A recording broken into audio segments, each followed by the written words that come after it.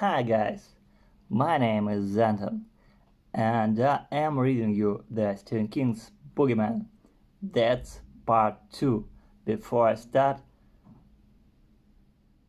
don't forget to subscribe my channel, please, and so write something for me down there.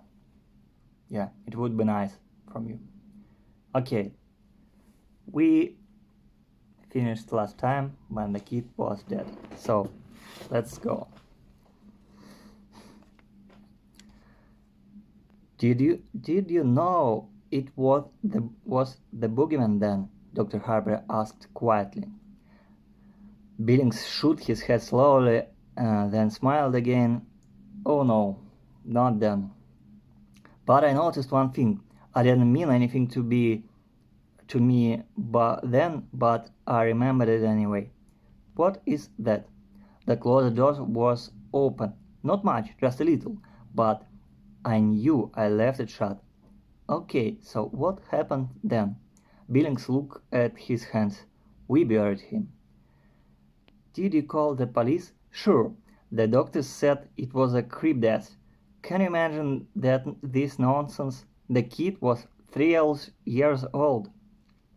Creep death is common during the first year, Dr. Harper said carefully, but can happen up to the age of 5.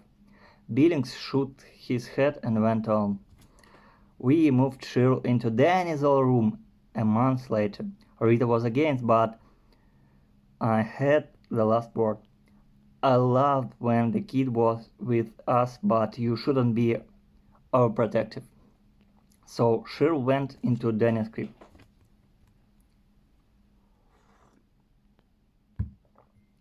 So, a year passed. One night, when I was putting Cheryl into her crib, she started to scream and cry, "Boogeyman, Daddy! Boogeyman, Boogeyman!" I was shocked. It was just like Danny. And I remembered that closet door opened just a little when we found him. I even wanted to take her into our room for that night. Did you? No. How could I tell Rita that I was wrong? I had to be strong. And a month later, the Boogeyman got Cheryl, too. But something happened before that. I heard a noise in there one night, and then she screamed. I opened the door and she was sitting in the crib crying, and something moved in the shadows by the closet. Something moved like a snake. Was the closet door open? Just a little. She was screaming about Boogeyman and something else that sounded like close. Only she said crows. You know. Closet? Dr. Harper said closet. Maybe she was trying to say closet? Maybe, Billings said. Maybe, but I don't think so. I think it was close. Close, long close, he whispered. Did you look in the closet? Was there anything in there? Did you see the... I didn't see anything, Billings screamed suddenly. When she died, I found her, you see, and she was black. All black. She swallowed her own tongue.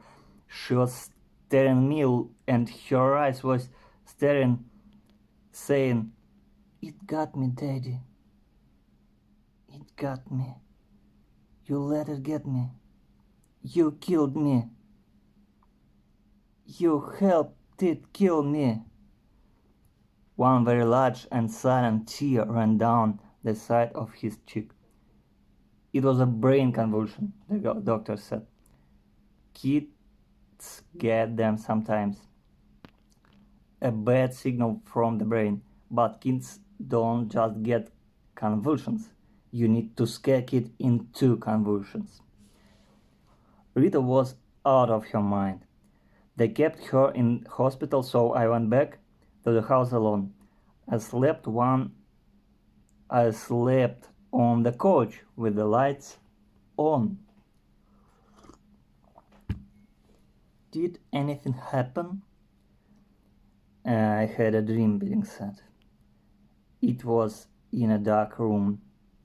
I was in a dark room and there was something I couldn't see in a closet.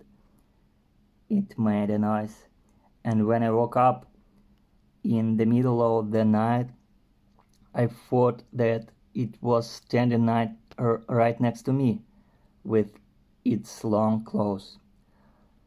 Dr. Harper looked at the clock on the wall. Lester Billings had been speaking for almost half an hour already. Anyway, Billings continued. We got over it, and soon Rita wanted another baby. I told her it was a bad idea. Not forever, but for a while. But you know how it happens. And the next year she was pregnant again. The baby came, and at the end of the year after Shell's death, a boy. She named it Andrew Lester Billings. I didn't want it, at least at first, but he was the only one of them that looked like me. So I brought him presents and played with him a little when I got home from work. I had a better job then, and when Andy was 1, we moved to another town. The old place had too many bad memories. That next year was the best one for us. We lived on the quiet street with nice neighbors. We were happy, Rita was said. That Andy was special. She said he was a child from God. But, you know, bad luck comes in threes. Billings looked at the ceiling. The last year wasn't so good. Something about the house changed. I kept my boots in the hall because I didn't like to open the closet door anymore. I started thinking, well, what if it's in there? What if it jumps on me when I open the door? And I thought I could hear strange noises, and if something wet was moving there, I started to think that it lost us for a while when we moved, but it hunted us down. It took a year, but it found us. It was back. It wanted Andy, and it wanted me. Rita asked me if I was working too hard, and I started shouting at her, just like the old days. I was so tired of both of them. I just wanted to get out.